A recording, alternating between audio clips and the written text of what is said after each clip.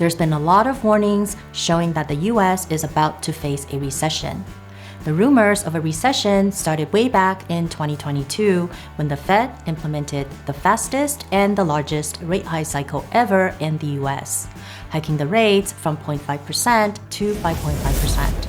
Jerome Powell was very clear about what those actions might do to the economy. While higher interest rates, slower growth, and softer labor market conditions will bring down inflation, they will also bring some pain to households and businesses. These are the unfortunate costs of reducing inflation. Aggressive rate hike is something that preceded every single recession in modern history. Another recession signal is the inverted yield curve, which predicted almost every recession in the past, from the Volcker recession in 1980 all the way to the 2008 Great Recession. Currently, the yield curve has been inverted since July of 2022, the longest on record. On average, recession tends to follow 12 to 24 months after the yield curve inverts. Now, almost 2 years later, we still haven't seen any semblance of a full-blown recession like the 2008 Great Recession. So, is it coming? The truth is, no one can truly predict when a recession is going to happen. In fact, recession is usually announced in hindsight after it already happened. Recession is inevitable because it is a natural part of the economic cycle. During tough times, the strength of your financial plan can be put to the test. And in today's video, we are going to discuss the 6 ways to help you prepare your finances for a recession. Let's dive in. The first thing to do is to stay calm and don't panic. It's normal to feel anxious about what might happen in a recession, but it's important not to give in to all the fear and panic out there. Because guess what people do when they're afraid? They can't think straight and they make knee-jerk reactions with their investments. They sell the home they own because it decreased in value. They dump the stocks at a loss because the value keeps dropping.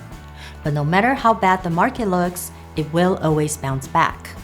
And that is why it's important to be mindful and focus on what's within your control. Take the time to reflect on what's really driving your choices and see if they're in your long-term interest. That way, you avoid emotional money moves that you might regret down the road. Next is to take stock of your finances. Before the economy takes a turn for the worse, it's important to be clear about where you stand financially. Get a complete picture of your financial situation by asking yourself these key questions. How much cash do I have on hand and how quickly can I get my hands on it if I need it? How much do I have in investments? This includes stocks, bonds, and real estate. How much debt do I currently have? This includes student loans, credit card debt, car loans, mortgage, and all other debt obligations. What are my monthly living expenses? Are there any major life events in the near future that would require significant expenses like weddings, relocation, or retirement? Recession brings with it many uncertainties like job loss. An emergency fund can be the lifeline during these hard times. Ideally, you should save enough to cover 3 to 6 months of essential expenses. But to prepare for a recession, let's aim for 6 to 9 months. If you don't already have an emergency fund, now is the time to get the ball rolling. Start by saving $1,000 or 1 month worth of expenses as fast as you can, and then keep going until you hit a level that helps you feel secure. The reason why an emergency fund is important is that unemployment insurance, on average, only replaces half of your income. The unemployment benefit also expires after a few weeks depending on the state you live in. So every bit of your saving helps. Keep the emergency fund in a high-yield savings account. That way, you can easily access your money if and when it's needed. If an emergency fund is your lifeline in a recession, then high-interest debt is a dead weight dragging you down. There's nothing worse than going into a recession with a lot of high interest rate debt hanging over your head. Which brings us to tip number 4, paying down high interest debt. After you saved up $1,000 of emergency fund, focus on paying off your high interest debt before moving on to more savings. Personally, I consider high interest debt as anything over 10%. It can be credit card debt, buy now pay later, or personal loans. There are 2 ways to pay down debt. either the snowball method or the avalanche method. Watch my video here to learn about the different methods. Mathematically speaking, the most efficient method is the avalanche method, because you put your extra payment towards its best use by focusing on the debt with the highest interest. I believe both methods work as long as you make progress and stay disciplined. Make sure not to take out any additional debt. When the economy is booming, taking on new debt might not be a problem, but your risk increases when the economy takes a turn for the worse. If you lose your job or if your income is reduced and you're not able to pay your debt, this will significantly impact your credit score. A lower credit score will impact your ability to get a mortgage down the road, especially if you want to buy investments at a discount during a recession.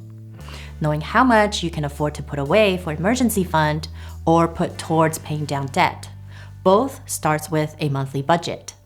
Tip number 5 is to start building a budget. You first need to figure out your total household income after tax. Then add up all of your monthly expenses such as rent, mortgage payments, utilities, and groceries. The goal is to understand if you're living within your means or overspending.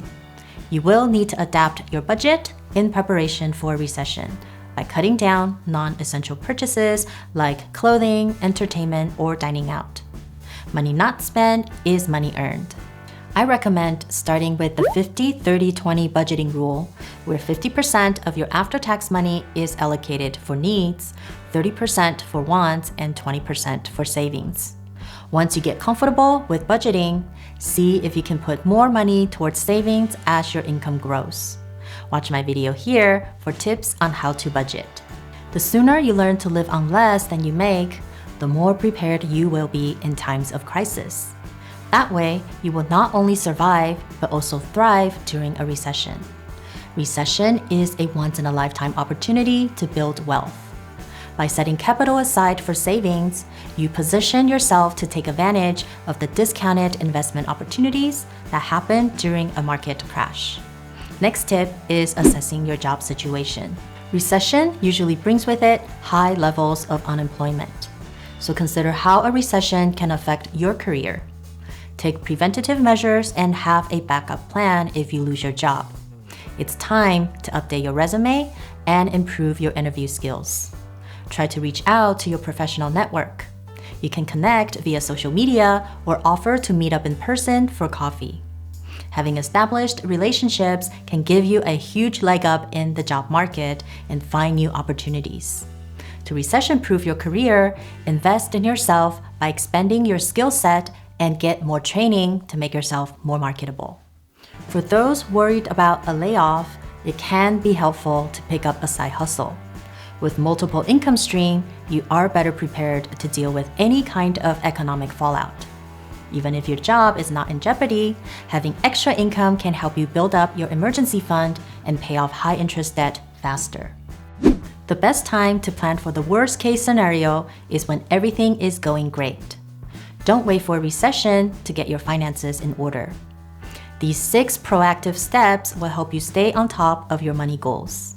If you find this video helpful, share it with someone that can benefit. Thank you for watching, and I will see you in the next one.